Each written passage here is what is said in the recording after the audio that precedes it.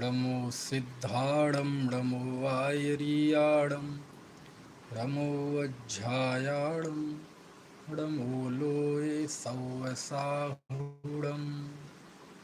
मोक्षमार्गस्य नेतारं भेत्तारं कर्मभूभृतां ज्ञातारं विश्वतत्त्वानां वन्दे तद्गुणलब्धये। तत्वार्थ सूत्र। तत्वार्थ सूत्र का पहला अध्याय, अंतिम सूत्र। अंतिम सूत्र में नय का विवेचन आया है, उसी पर हम बात कर रहे हैं। सबसे पहले हम सूत्र पढ़ते हैं। नैगम संग्रह व्यवहार ऋजुसूत्र शब्द समभिरूढ़ैवं भूता नयाः। ये 33वां सूत्र है, इस अध्याय का अंतिम सूत्र है। और 6वें सूत्र में आचार्यवर ने बताया था कि जीवादि तत्वों को जानने के साधन क्या हैं।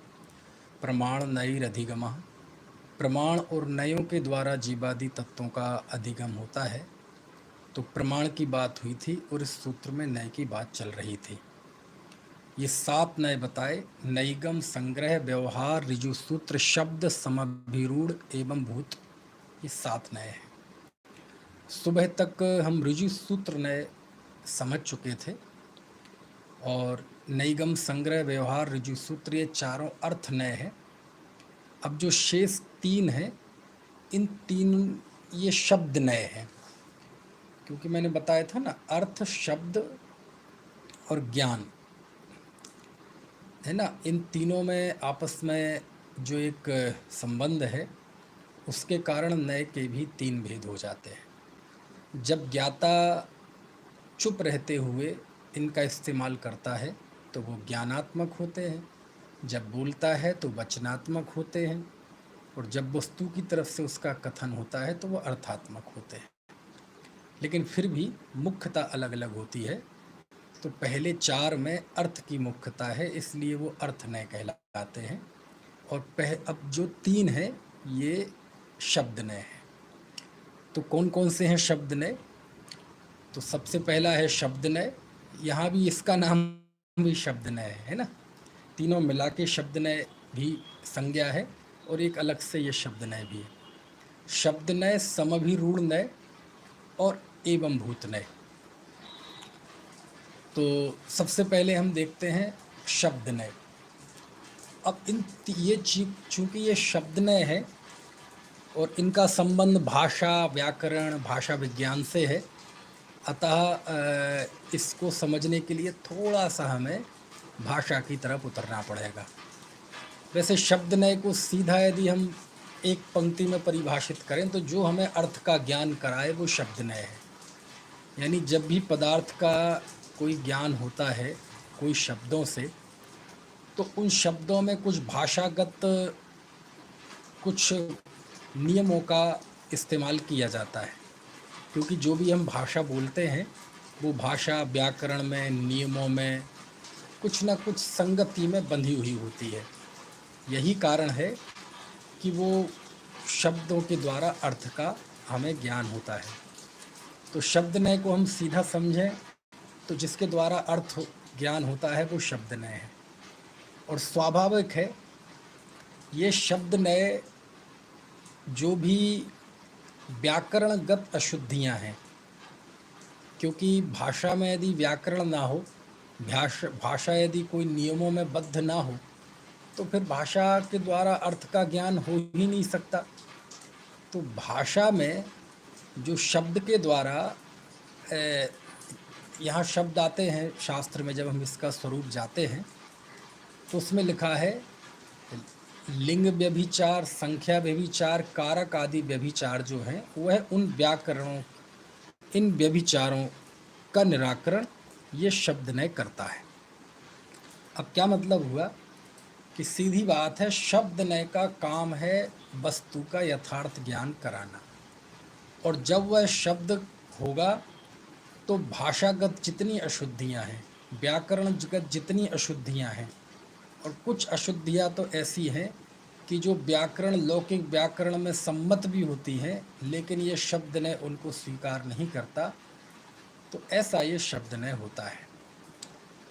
अब व्याकरणगत अशुद्धियाँ तो आप जानते ही हैं क्या होती हैं। अब चूंकि ये सारी बात संस्कृत में है, लेकिन अब हिंदी में हम जानना चाहें तो हिंदी में भी जैसे लिंग होते हैं, स्त्रीलिंग, पुल्लिंग। अब कोई महिला से कहो कि तुम कहाँ जा रहा है, अब जा रहा है ये पुल्लिंग है, और महिला है तो वह स्त्रीलिंग है। तो ये जो व्याकरणगत दोष हैं, लिंग के, संख्या के, है ना, कारक के, है ना, तो ये सारे यानी व्याकरणगत दोषों का निषेध करके शब्द वस्तु का सही ज्ञान कराता है, इसलिए इसकी संज्ञा शब्द नय है। ठीक है ना। और इसके आगे दूसरा शब्द नय है समभिरूढ़ नय। ये समभिरूढ़ नय क्या होता है? ये समभिरूढ़ नय यानी अभिरोहण, यानी सम का अर्थ होता है कि एक शब्द के अनेक अर्थ हो सकते हैं। सब लोग पूछ रहे हैं झूम पे क्यों नहीं आ रहा। झूम पे पता नहीं क्यों आ रहा, चूँकि वो मैं नहीं करता होस्ट, वो दूसरी जगह से होस्ट होता है, सर्वोदय अहिंसा से। वो पता नहीं क्या हो रहा है, वो क्या हो गया, भूल गए या जो भी हो, प्रमादवश है या और कुछ कारण है, तो वो जब भी हो जाएगा तो उस पे आ जाएगा, है ना। फिलहाल अनेक लोग अब यूट्यूब पे जुड़ ही गए हैं। तो समभिरूढ़ नय यानी सम यानी होता है किसी अर्थ में, यानी बाकी अर्थ में नहीं, एक सुनिश्चित अर्थ में, है ना, अभिरोहण करना। मतलब क्या कि कई बार एक शब्द के कई सारे अर्थ होते हैं, है ना, लेकिन कहते हैं एक शब्दों के अनेक अर्थ होने के बावजूद भी ये समभिरूढ़ नय क्या करता है, उस एक शब्द के एक सुनिश्चित अर्थ में उसे रूढ़ कर देता है। कैसे कर देता है? देखो, जैसे दृष्टांत के लिए गौ शब्द है। अब गौ का अर्थ व्युत्पत्ति अर्थ होता है गौ का गच्छति इति गौ, यानी जो चले उसे गाय कहते हैं। ठीक है, गौ किसे कहते हैं? जो चले उसे गाय कहते हैं, गौ कहते हैं। अब चलते तो बहुत सारे प्राणी हैं, आप भी चलते हैं, हम भी चलते हैं, है ना।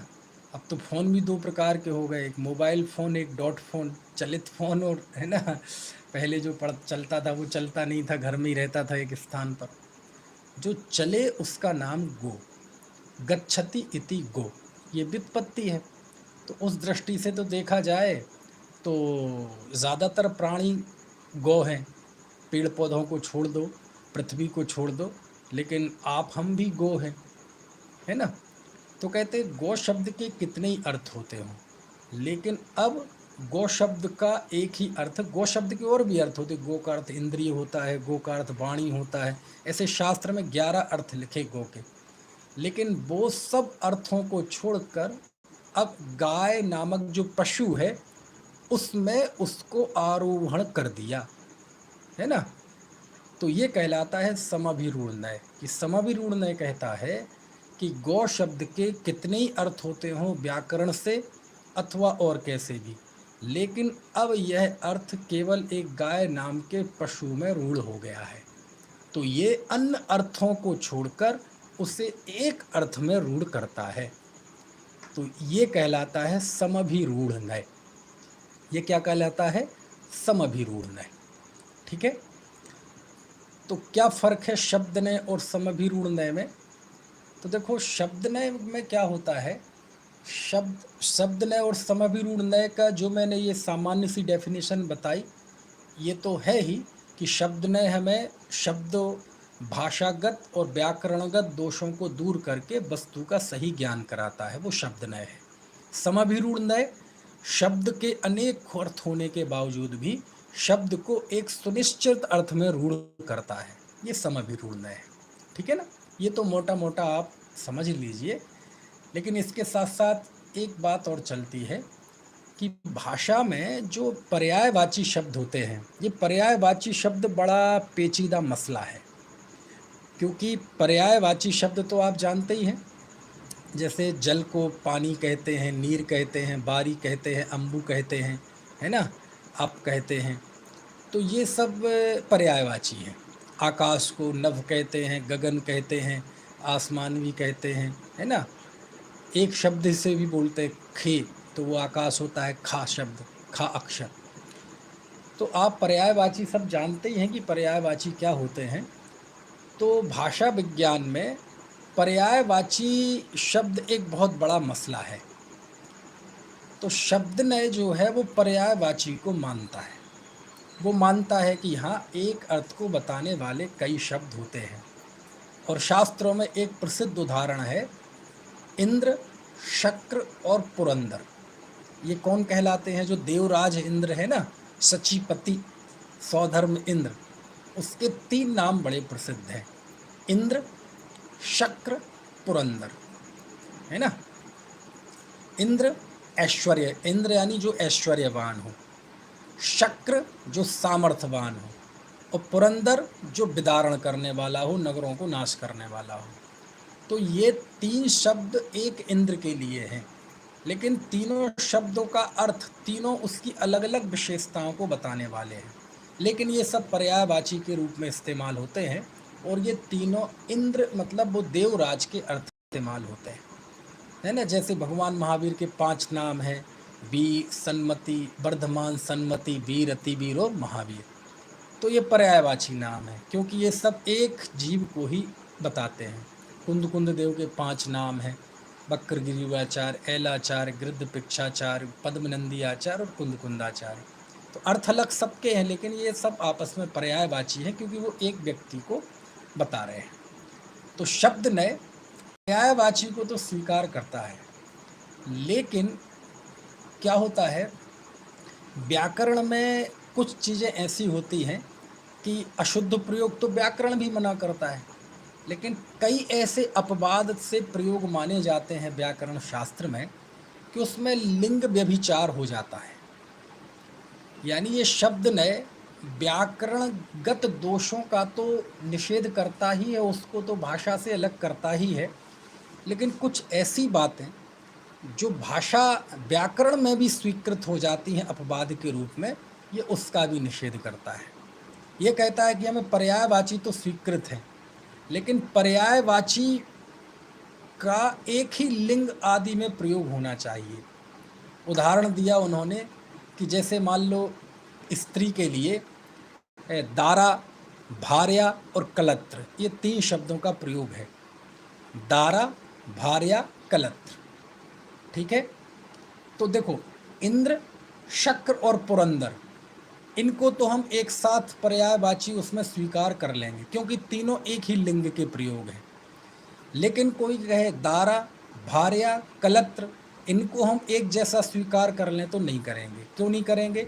भले ही तीनों का एक अर्थ स्त्री होता है, लेकिन तीनों में लिंग का फर्क है। दारा पुल्लिंग है, भार्या स्त्रीलिंग है और कलत्र नपुंसक लिंग है। तो भले ही इनका एक ही अर्थ में इस्तेमाल होता है, लेकिन इसमें ये लिंग व्यभिचार है। समझ में आया? और ये लिंग व्यभिचार होने की वजह से शब्द ने इसे स्वीकार नहीं करता। बोले जब लिंग अलग अलग हैं तीनों के, तो लिंग अलग अलग होने से इनके प्रयोग भी अलग अलग होंगे।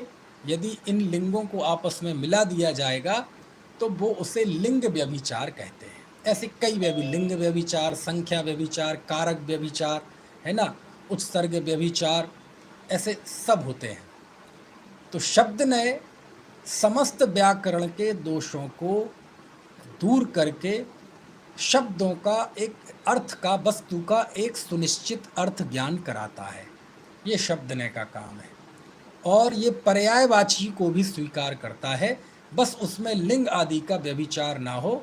यदि उनके प्रयोग हों तो वो एक ही लिंग के प्रयोग हों। जैसे इंद्र, शक्र, पुरंदर वो स्वीकार करेगा, क्योंकि इसमें लिंग परिवर्तन नहीं होगा। लेकिन दारा, भार्या, कलत्र इनको स्वीकार नहीं करेगा, है ना। पुष्य, तारका, नक्षत्र, इसको स्वीकार नहीं करेगा। लेकिन जब हम समभिरूढ़ नय में आते हैं तो समभिरूढ़ नय 2 तरह से काम करता है। एक तो इस रूप में कि वह एक शब्द के होने वाले अनेक अर्थों को छोड़कर किसी एक अर्थ में, है ना, किसी एक अर्थ में उसका प्रयोग सुनिश्चित कर देता है, अभिरूढ़ कर देता है। जैसे मैंने गाय का उदाहरण दिया, ऐसे बहुतेरे शब्द हैं। जैसे आप समझ लो मृग। मृग किसे कहते हैं? मृग यानी होता है कोई भी पशु मात्र, कोई भी पशु मात्र, ठीक है ना। यानी मृग शब्द का अर्थ आज क्या है? हिरण।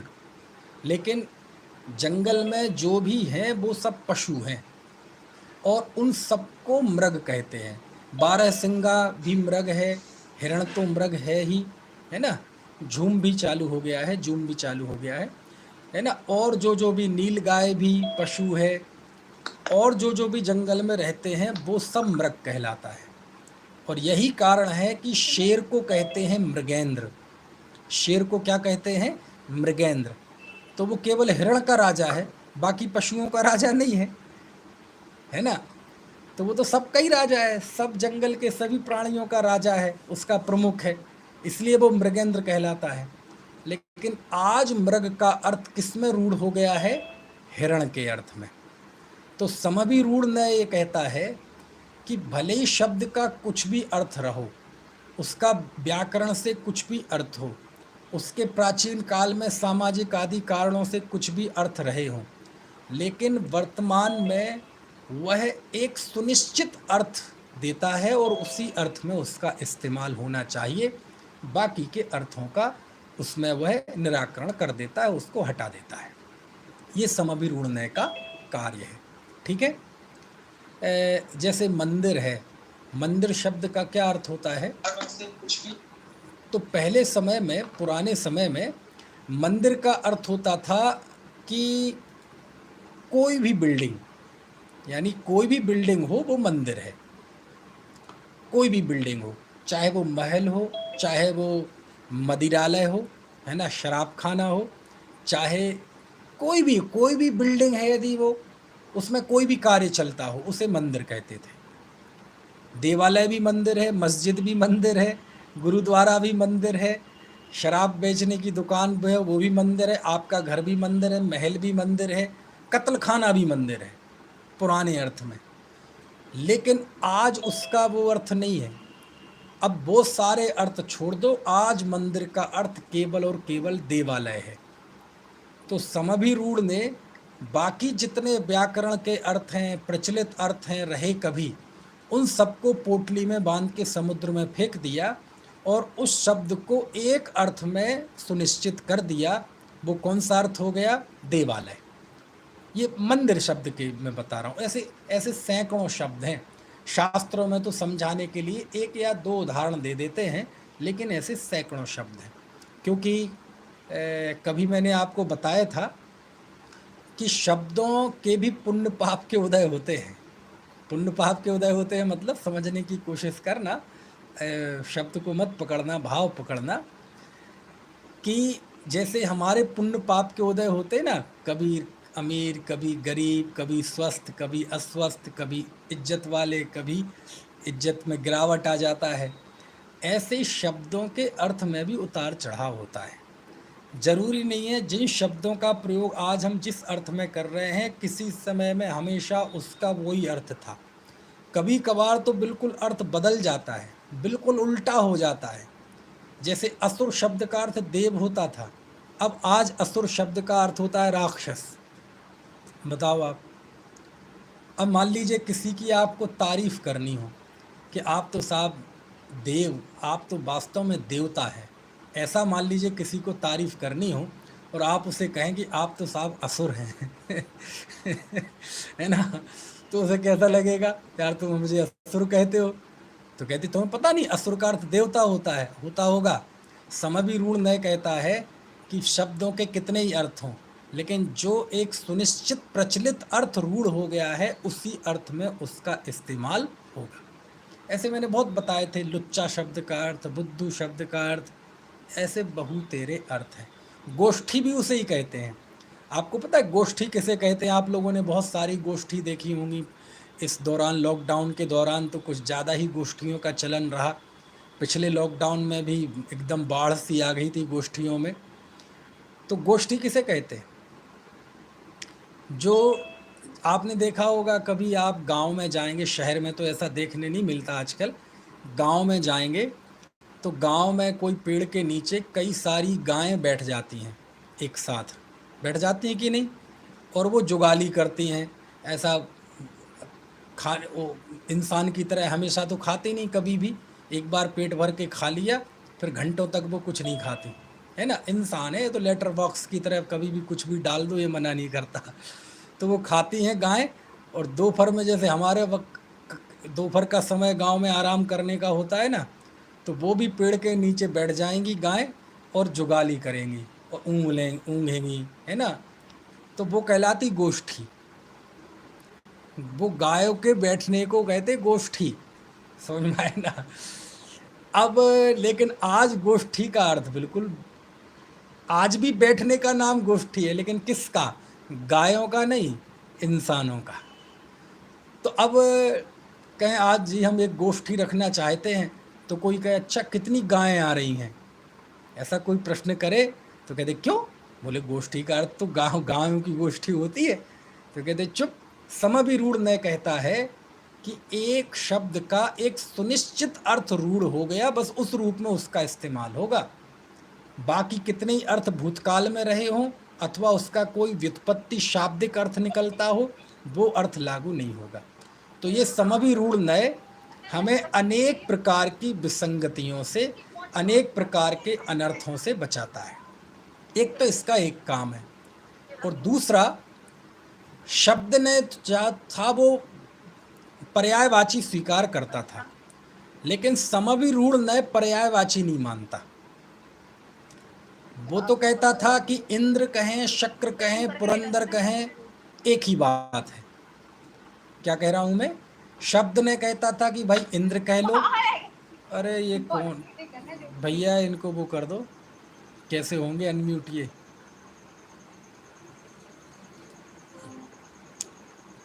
चल, तो मैं बता रहा था कि शब्द ने तो ये कहता है कि भाई लिंग कारक आदि व्यभिचार नहीं होना चाहिए, बाकी पर्यायवाची कितने ही हों। इंद्र, शक्र, पुरंदर एक ही लिंग में है, हमें स्वीकृत है, लेकिन दारा, भार या कलत्र स्वीकृत नहीं है, क्योंकि तीनों के लिंग अलग अलग है। एक पुरुष है, एक स्त्रीलिंग है, नपुंसक लिंग है। लेकिन समभिरूढ़ ने जो है वो पर्यायवाची नहीं मानता। वो ये कहता है कि इंद्र, शक्र और पुरंदर ये एक ही चीज़ नहीं है। सन्मति, वर्धमान, वीर, अतिवीर, महावीर इनका एक ही अर्थ नहीं है, इन सबके अलग अलग अर्थ हैं। जब हम सन्मति कहेंगे तो सन्मति का अर्थ वर्धमान नहीं है, वर्धमान का अर्थ वीर नहीं है, वीर का अर्थ अतिवीर नहीं है, अतिवीर का अर्थ महावीर नहीं है। समझ में आया ना। वक्रग्रीव का अर्थ गृद्धपिक्ष नहीं है, गृद्धपिक्ष का अर्थ एल नहीं है, एल का अर्थ पद्म नहीं है, और पद्म का अर्थ एक कौन सा बचा नाम, कुंद कुंद नहीं है। सबके अर्थ अलग अलग हैं और उनका इस्तेमाल भी वैसा ही होगा। एक व्यक्ति के लिए एक ही अर्थ में इनका इस्तेमाल नहीं हो सकता, क्योंकि भाषा विज्ञान ये कहता है, ये समभिरूढ़ न ये कहता है कि जब अलग अलग शब्द हैं तो उनका वाच्य भी अलग अलग है, कभी कोई पर्यायवाची नहीं होता। भले ही हम पर्यायवाची कह दें, बारी, अम्बु, है ना, जल, है ना, अथवा आकाश के लिए, लेकिन सबके अलग अलग अर्थ होते हैं। कोई भी शब्द का दो शब्दों का एक अर्थ नहीं होता। दो शब्द यदि हैं तो दो अर्थ अलग अलग हैं। यदि इंद्र के लिए तीन शब्दों का इस्तेमाल हो रहा है, इंद्र, शक्र और पुरंदर, इंद्र यानी ऐश्वर्यवान, शक्र यानी सामर्थ्यवान और पुरंदर यानी नगरों को नष्ट करने वाला, तो ये तीनों भिन्न भिन्न अर्थ हैं, है ना।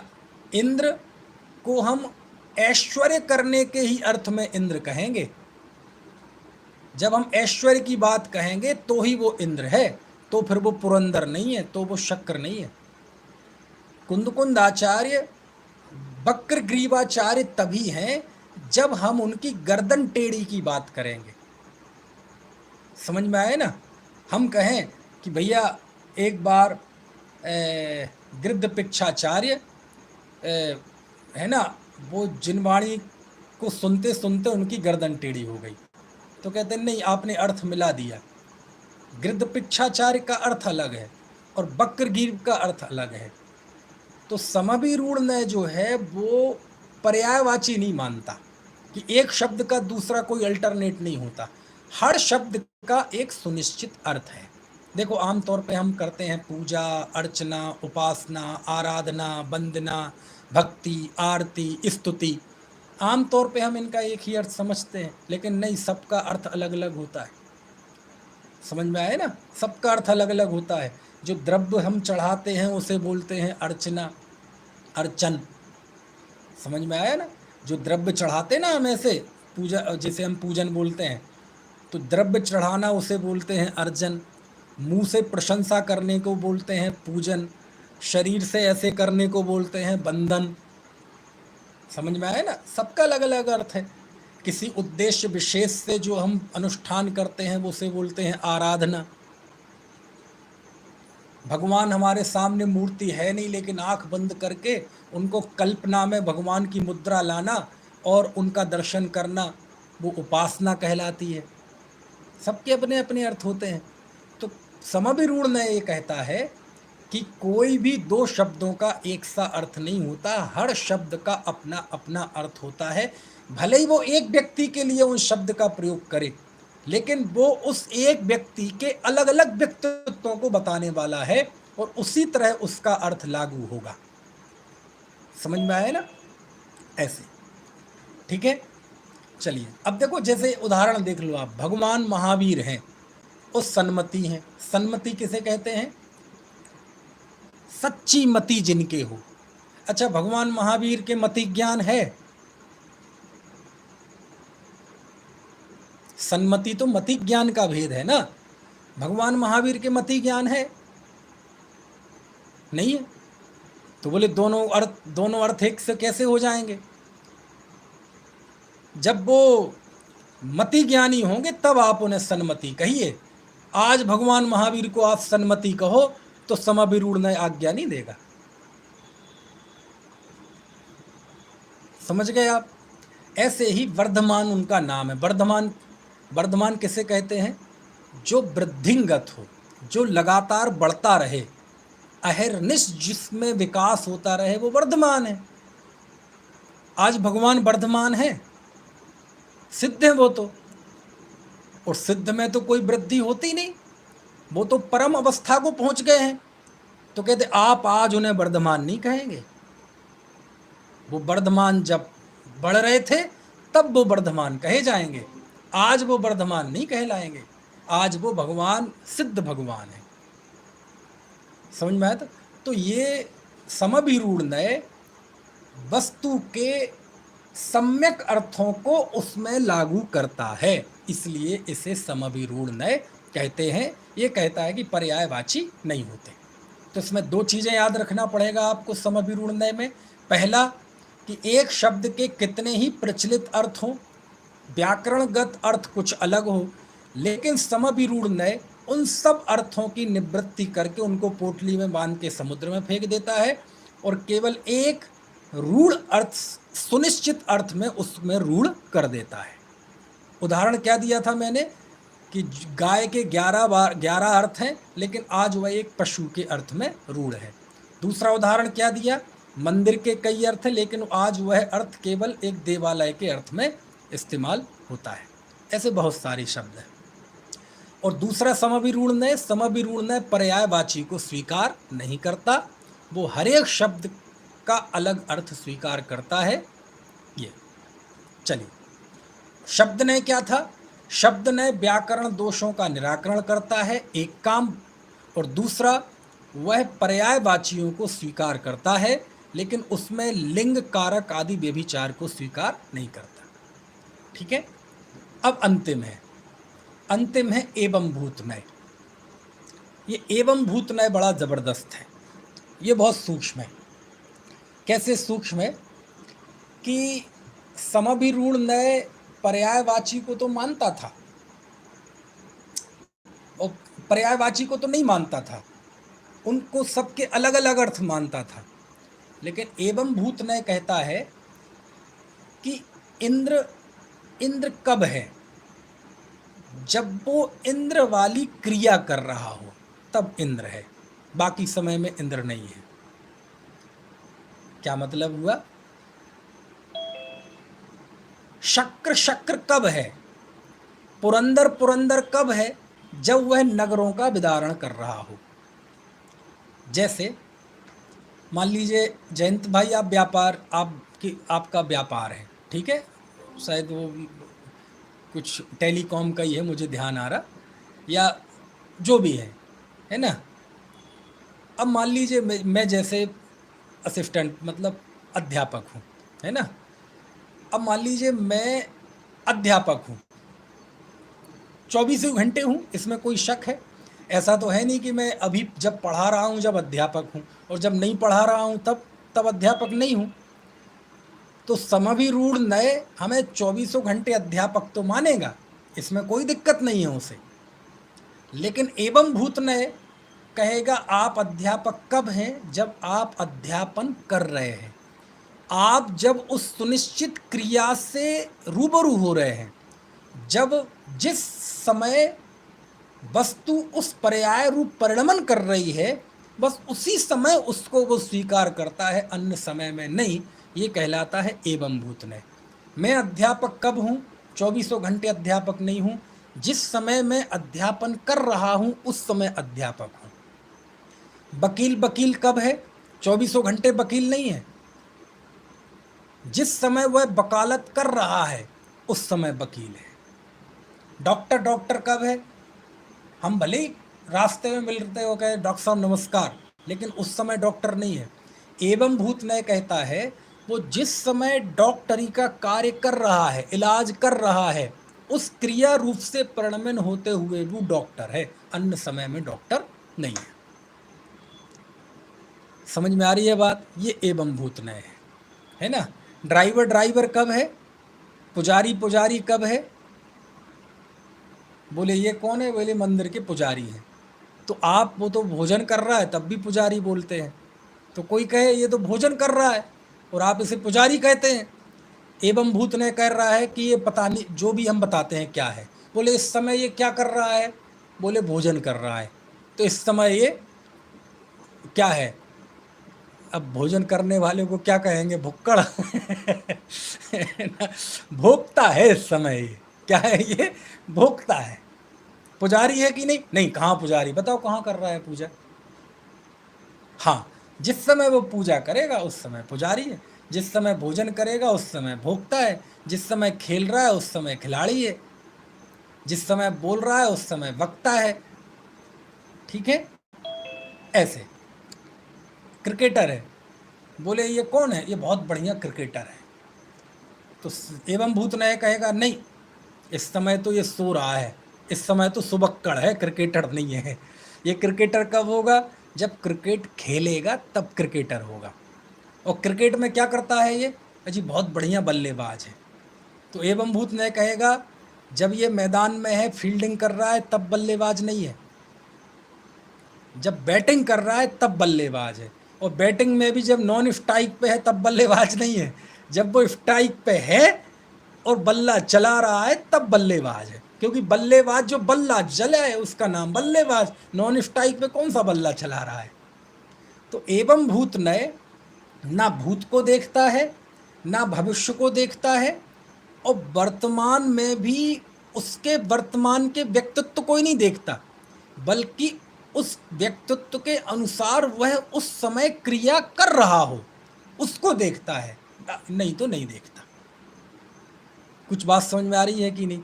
ऐसा ये एवं भूत नय है, ये बड़ा सूक्ष्म नय है। समझ में आए ना? ऐसा है।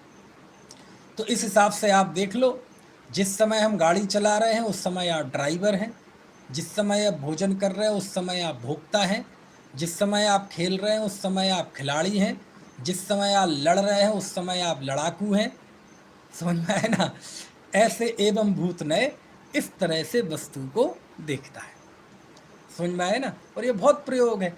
शास्त्र कहता है कि जिस समय हम मान लो ये रूमाल को जान रहे हैं ना, तो हमारे ज्ञान में रूमाल का चित्र बना, तो उस समय हमारा ज्ञान रूमालाकार रूप में परिणमन कर रहा है, तो उस समय आप रूमाल हैं। जिस समय आपका ज्ञान घट को जान रहा है, उस समय आप घट हैं। जिस समय आप पट को जान रहे हैं, उस समय आप पट हैं। ऐसा शास्त्र एवं भूतनय ऐसा कहता है ना। तो इस तरह से ये 3 शब्द नय हुए, शब्द नय, समभिरूढ़ नय और एवं भूत नय। ठीक है, इनके शास्त्रों में बहुतेरे प्रयोग हैं, जिनके अनुसार हमें वस्तु के स्वरूप का यथार्थ निर्णय करना चाहिए। ठीक है, पंडित जी साहब एक बार बताइए कि जितने जे आप इतने सारे नए बता रहे हैं, अर्थ नए, ज्ञान नए, शब्द नए, और इतनी सारी आप परिभाषाएं बता रहे हैं, तो मोक्ष मार्ग में इन सब का उपयोगिता क्या है, ये भी तो बताइए। उपयोगिता ये है कि जैसे आप अपने बच्चे को इंजीनियर बनाते हैं, तो ठीक है, तो वो एक दिन में तो इंजीनियर बन नहीं जाता, उससे कम से कम 4 साल पढ़ना पड़ेगा, तब वो इंजीनियर बनेगा। 4 साल का या 3 साल का? हाँ, कहीं 4 है कहीं 3 है। चलो अपन 4 मान लो, तो 4 में मान लीजिए वो इंजीनियरिंग बनेगा, तो इंजीनियरिंग तो 4 साल बाद बनेगा, लेकिन इन 4 सालों में वो इंजीनियरिंग की सारी टर्मिनोलॉजी है ना, उसकी सारी शब्दावली, उसके सारे एक एक सूक्ष्म पहलू को जानेगा, परीक्षा देगा और पास होगा तो बनेगा। ठीक है, अब चूंकि क्या है कि मान लीजिए किसी जीव को सम्यक दर्शन की प्राप्ति करनी हो, है ना। अब सम्यक दर्शन तो चारों गति के जीवों को हो सकता है और एक अंतर मुहूर्त में भी हो सकता है।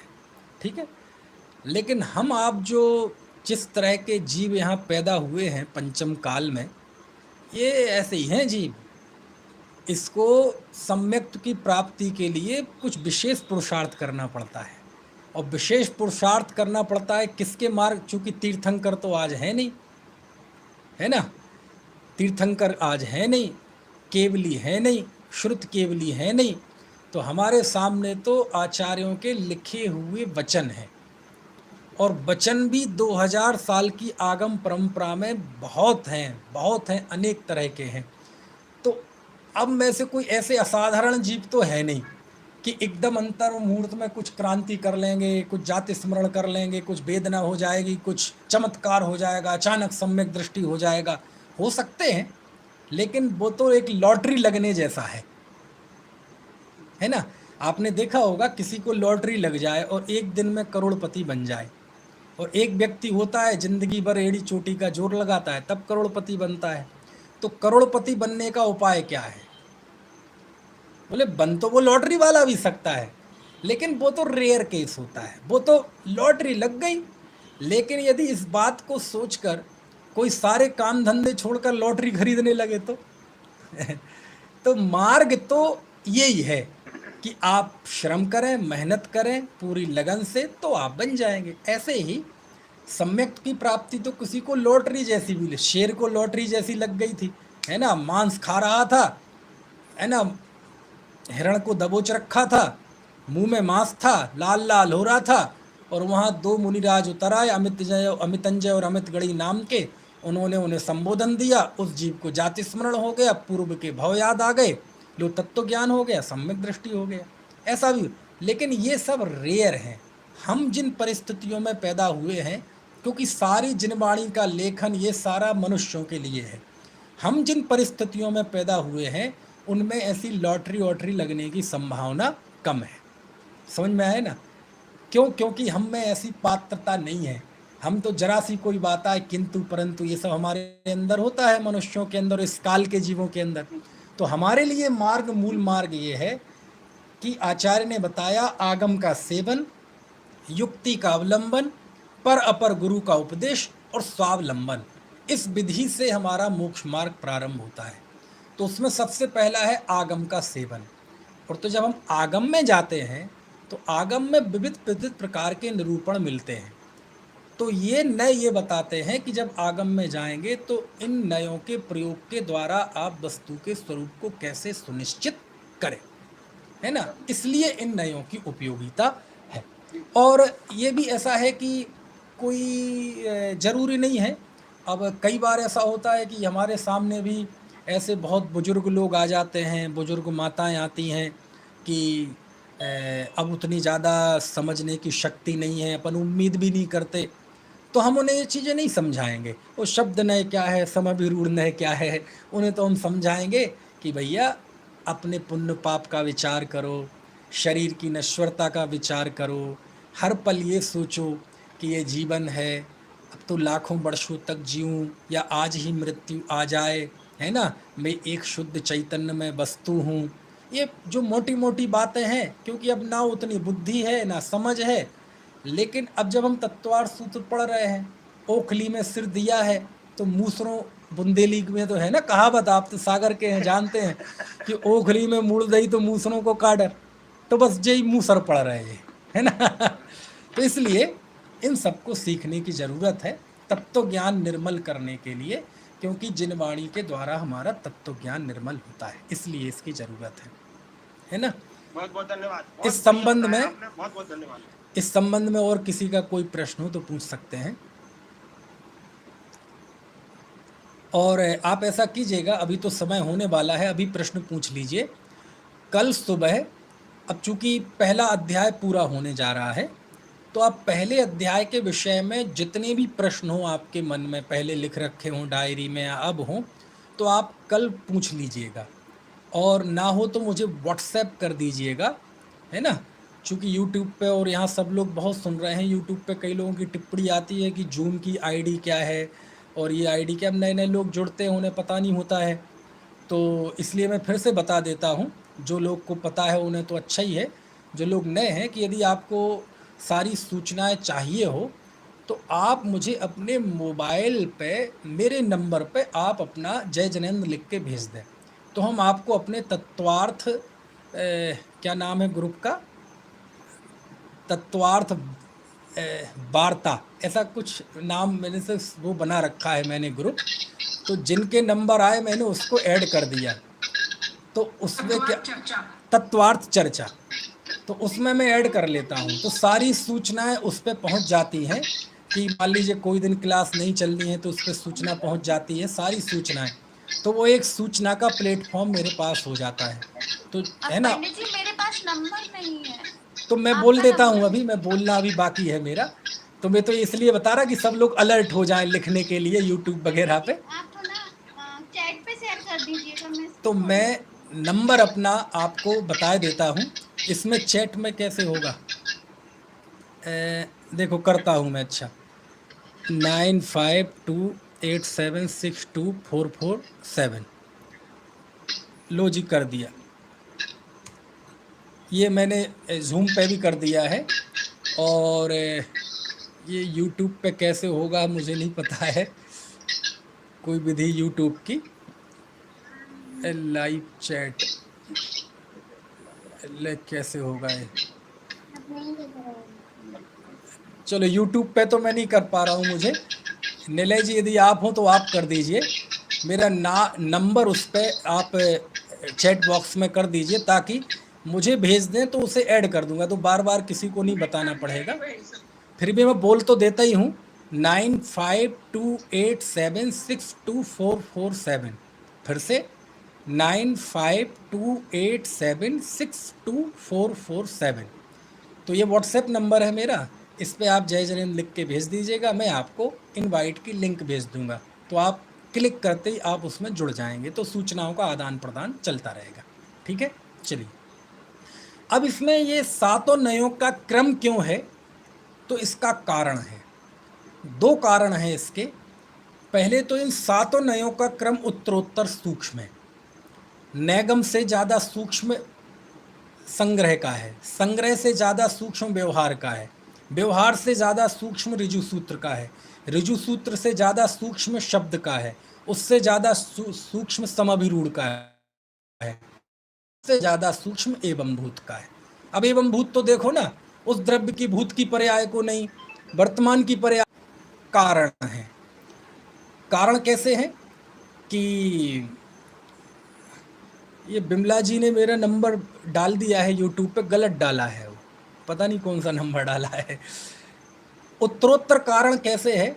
नेगम कारण है संग्रह का, संग्रह कारण है व्यवहार का, व्यवहार कारण है ऋजु सूत्र का, ऋजु सूत्र कारण है शब्द का, शब्द कारण है समय विरूढ़ का, समय विरूढ़ कारण है एवं भूत का।